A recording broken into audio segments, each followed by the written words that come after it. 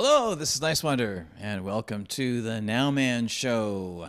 And once again, I am here with pianist, composer extraordinaire Mike Garson, and it's a pleasure to welcome you back to the Nowman Show. This is technically our fourth episode and our third meeting, so it's nice to be here. That was a piece that I wrote for Bill Evans. I was sometimes pieces they go dormant for 10, 20 years, and then I recently started playing again, and you play them till you don't want to play them again, but that was a improvised version, except for the melody, obviously, of this waltz I wrote for Bill, who was very dear to my heart, blessed to have had a 6-hour lesson with him, and saw him so many times at the Village Vanguard. So he was a big influence on my life. I would sit almost this close to where the piano was at the club. And it was a beautiful experience. Did he ever have a group to play with, or was he mostly just solo keyboard? No, he had always a great trio. He did some solo records, but he had an amazing trio with a bass player named Scott LaFaro in early 1960, and a drummer named Paul Moshian. And then Scott passed away. I think it might have been a car accident. Then people like Eddie Gomez and Chuck Israels, they came in. Great. He always had amazing trios. But I was very lucky to be able to drive down from Brooklyn into New York City to the Village Vanguard, which is still there, and watch those shows. Big influence on my life. Fantastic. So Village Vanguard still does jazz shows? Mm-hmm. Still there. Have you been back there to play yourself? I haven't played there. I played at the Blue Note with Stanley Clarke, but I haven't played at the Village Vanguard recently, no. And you were with Stanley, like in between gigs with David, right? Yes. I worked with Stanley in 78 and 79, and then we toured all the Blue Notes in Japan, New York, and Tokyo, and Osaka. We did that in around 1998. We never even have released any of those recordings. We have them all recorded on DATs, maybe 40, 50 hours. Oh, wow. So there's some other stuff, too. Are you in touch with Stanley on that? I saw him we both did played at a benefit for KTLA. No, it was a KPFK is the one, in town. We did a benefit for them both about 2 months ago. So I saw him there. I hadn't seen him for a while. Oh, wow. I need to reconnect with them. I was the community advisory board chair there for a few years, and they. You should connect with him. His portion of the show was with upright bass, and he had a tabla player or some Latin instruments from Afghanistan. Wow. It was amazing. The two of them together, just bass. It was really nice. I love when people mix instruments up like that. I saw Herbie Hancock once do that with, and he's brilliant in that, how you can just, as you yourself, you combine different styles of music together, and you can sneak in all different kinds of sounds and instruments, yes. Depending on how you do it. The world's becoming a smaller place, so we need to be aware and co-create with other great cultures. I've done that a lot. I used to jam in the 80s with tabla players. Fantastic. Just for the fun of it. Oh yeah, it's great. Yeah, and but let's capture a little bit of the timeline of since last time we talked. My gosh, it was 2017 since we actually had a conversation like this. So I know you did a recording, which is a charity benefit with Gabby Moreno. He's my brother. That's beautiful. We did a nice version of that. I think we were doing it. It had twofold purpose. We did it for cancer, and we also did it for the firemen. Mm-hmm. So, but she's a very talented singer, Gabby Moreno, and she's going to have a very good career. It has been good, and it's going to continue being good. She's a wonderful singer. And she's very versatile, too, as an artist, and I think... I just did a big project with her, and she just could sing very wide net. And I think she, on that recording, sounded like she did all the harmonies, too, I think. It was phenomenal. All the harmonies on He Ain't Heavy. And we did it all in my other studio, and it was just watching her work for 3 hours and got it all done. It was amazing. Wow, you did that in 3 hours. Yeah, Wow. Very impressive. I really enjoyed it a lot. Yeah. And in 2018, I know there was a lot going on then, because I've seen all the Bowie Celebration shows here in LA. And you worked with a lot of interesting people in the last few years on those shows. And then there's, let's see, what was it? Earl Slick. There was, I saw even Angelo Moore was there, and the early shows, Angelo Moore, a very talented singer. Yes. yeah, and who else did I see? And Adrian Ballou, and of course you had Gail and Sterling. Sterling Campbell. There have been about 100 singers that have worked with us, and probably over 25 different alumni on this tour coming up January through April on the Bowie Celebration. The whole band is alumni from different parts of David's life. The drummer is named Alan Childs. He played with David on a Glass Spider tour, so he was out for a year. Carmine Rojas was out with him playing bass, and I'm using a guitar player named Kevin Armstrong, who you might not know, who's terrific. He wrote the title track Outside with David, and he played on Absolute Beginners, which was a great Bowie song. So, but I had never connected with him in the Bowie Celebration. I had worked with him on another project. He's been out with Iggy Pop as the music director the last 5-6 years. Oh. Then we have, so he's great. And then we have Jerry Leonard, who's been with David. He did the reality tour with us, and he was musical director. And he's a wonderful guitar player and great on ambient sounds, but he can do everything. And myself. And then we have, in the States, we have actually Corey Glover from Living Colour. He's wonderful. We have Sting's son, Joe Sumner. And then I'm bringing a female vocalist from Canada down. She's like a Janis Joplin. She's amazing. Her name is Sass Jordan. So she sat in with us in Canada the last 2 years. I said, I need more of her. So she's going to do the whole American tour and Canadian tour, which will be in March into early April. So we have, a great band, but this will be like my fourth band since David passed. And they're always great because everybody's there to support the music. The fans are singing every word to every song. It's heartwarming. And I'm really looking forward to this band. And this, I just came from London actually doing a stripped down version with some singers over there. Including Mark Allman from Soft Cell, right? Mark Allman was great. He sang My Death, and it's just to die for. And he loved the version that I sent him that not too many have heard, that I did with David in the Manhattan Center in the 90s. It was just piano and voice. It was just gorgeous. So we used that as a template, and he sang it beautiful. Plus, we did some of his songs, Tainted Love, and we did... Sex Dwarf, did you do that one? No, we did one called Say Hello, Wave Goodbye, which he wrote. It was a very cute song. And the audience got a kick out of it. And there was another great singer named Simon Westbrook, who's just local, but just really understood the music. And then I had a piano, 2 vocalists, and what was hilarious, I had 2 sax players. Oh, really? No drums, no bass, really? No guitar, just 2 sax players. And one of them did some background vocals, and that was Claire Hurst. She actually was at Live Aid with David. She played with him back in the 80s. Was she singing? She was playing sax. She does background vocals, but she's a good sax player.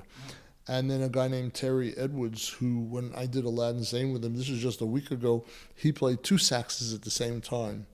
So the audience went crazy, and Mark Ammon sang it with this guy Simon, and it was 2 vocals. It was really wonderful. So I'm finding I'm able to do the Bowie thing in many contexts. Very simple, the larger bands. I eventually will do some orchestra ones, and it's just continuously evolving. But we have 40 shows coming up in the next 4 or 5 months, and last year was 60 shows, and next year will be his 5th anniversary since he's passed. Wow. So I'll probably even do more shows. That year might even be 70 shows, So that would be like the 5 years tour, right? That's what it's going to be called. Yeah. That's what it's going to be called. And I'm not tired of his music. Yeah. I'm just not tired of it. And I have so much room to do what I want because he always gave me room, so why shouldn't I do it with my own bands, So there's a lot of room. And That's the mindset of Bowie, though, is to like take a song and then just let it happen, let it make itself with the musicians. partially because his trust level of the people he hired was so high that he knew it would always come out all right. He never micromanaged. He did very little except give maybe a vision, and he would trust. And every musician he ever hired was the perfect one. So you'd have to say he was the ultimate casting director. That's sort of how I see him that way. And a great producer. And he pulled out the best of me. It was almost like whatever I had practiced my first 20 years of my life, he found a place for in the maybe 100 songs I recorded with him. And you worked on, so you did 20 albums and 9 tours, right? It might have even been 13 tours. There were some smaller ones. And officially there were 14 albums, but more keep coming out. So it is around 20 because they keep finding things. And over 1,000 shows live. That's scary. That's a lot. I mean, you get to know a lot about a person. Well, the closest other musician might have been 600 or 700 shows. And what was ironic about it is I was only hired for 8 weeks initially. So the fact, and there was long periods of time I was playing jazz and wasn't with him, but I was with him in those heydays in the 70s, and then I was with him from the 90s till his last performance. And what's fascinating, and it didn't dawn upon me till someone pointed it out to me, but I auditioned with the song Changes in 1972, and Mick Ronson was sitting at the piano when he gave me the music. And that was my audition song, and the last piece I ever played with him live was with him, me, and Alicia Keys, and it was Changes in 2006. So it's kind of interesting, what would you call it? Connection to that one song. One song, and it's like bookends, And like I said, there have been about 100 singers who've just jumped in for a tune or two, and they keep coming, whether it was Perry Farrell or Ian from the Cult, or Sting did he did 2 shows with us at the Wiltern. At the Wiltern, which was phenomenal. He did Black Star and Lazarus to Die For. I did Disco King, Bring Me the Disco King with Seal. Did you see that? I saw that, yes. That actually happened. I just was watching that again yesterday. That actually happened just a few days after we were together the first time. Was that a few days after? Yeah. Oh, Well, at least that's when they put the, might have even just been one day after, because somebody put the video up a few days after. Wow. He was terrific. And the first week in March, when we're here in California, and Evan Rachel Wood is going to join us, so she's going to be a guest. So you never know who's going to pop in. I mean, almost every artist I've ever met has a close feeling about David, and he's somehow influenced them. Just Yeah, like that huge. Huge. Yeah, I know. I mean, when I talked to you about how he recorded and how he utilized musicians, and I realized in my own 2 albums I did the same thing. I gave the musicians full freedom because I knew they were going to give me exactly what I wanted to hear. Well, that's a good template to follow. Yeah, I totally agree. And it isn't interesting how subconsciously that was influencing me. I didn't even know it. Well, as humans, it's very natural if we get out of our own way to let things just flow and be in the moment, and it comes. So it's not like David invented that, or you invented, or I invented. It's the natural way. You just have to trust yourself to allow the experience to happen. And sometimes, if we've had bad experiences or a bad performance doing that, we shy away from it. So then we go a little more formulaic. And but you have to get up and pull yourself up by the bootstraps and get in there again, because otherwise I couldn't be doing music at this part of my life if I wasn't being fresh with it. Even this version of the Bill Evans piece I wrote, it was totally different than I've ever played it. And I play it different with the rhythm section and different with a horn player. It's you have to be in the moment and trust that the music will unfold. Does it all the time? Well, maybe not, but you still have to be committed to doing that. I think that, and even too, if it goes, a lot of songs, as that piece proves, goes through an evolutionary process. Yeah. So each time in the moment that it's created, it's still what that moment wants it to be. That's right. And it doesn't have to stay there. That's the beautiful thing about music, is that why would you even think that it should be the same every single night or day? It's like that would be boring. I think music that is done repetitively just comes about from safety and sales. If it's a Broadway show, it kind of has to be similar every night, there are different reasons why that came about. Even the fact that we record music is a little strange, because if you think about it, thousands of years ago, guys are sitting around with some drums banging, and maybe it's their religion, or they're trying to reach the gods through it. So it has had many purposes through the years. Of course, record companies and managers and people like that capitalize on it, and the artists need to make a living. So depending on how restrained you are is how much you sell out. If you're not restrained, like myself, I've never allowed anyone to sort of dictate how I create music, and that's why I'm still doing it. Exactly, because you don't feel like you're doing a formula. I mean, a formula would drive me crazy. I understand, so I get that completely. Well, if there's anything good about formula, if you're a talented artist, and playing classical music, so you are playing the same notes every night, if you're playing Liszt or Chopin or Beethoven, you still can play that in the moment and express yourself through it if you have that awareness. And the same as in musical Broadway, you could make it your own, and each time you do it, it's like you've never done it before. That is its own gift. So that would be the upside of formulaic. You know it's going to work, and you want to be respectful of Beethoven's Ninth Symphony, or unless you're announcing that you're going to do improvisations on Beethoven, which I have done things like that. But I'm talking about classical artists. Some will be boring who are not doing it in the moment, and they're just playing the notes, and they might have the fingers, but there's no feeling. The ones who are creating it in the moment, it's great music, so we don't want to lose that music. So there are those that have to do that. I'm not one of them, but I respect that it keeps the music alive. There are people who are playing my improvisations, and I don't want to play them because it's my then music. I did it then. Right. Now I'm playing what I do now, but others who don't improvise. So I could see what's positive about formulaic. It's just not who I am. You know what I mean? Oh, totally. I totally understand. I guess I'm a combination of different things. I really don't like doing predictable things. Right. I guess that's how I put it into words. But that's why we're chatting. Yeah, exactly. That's why we're chatting.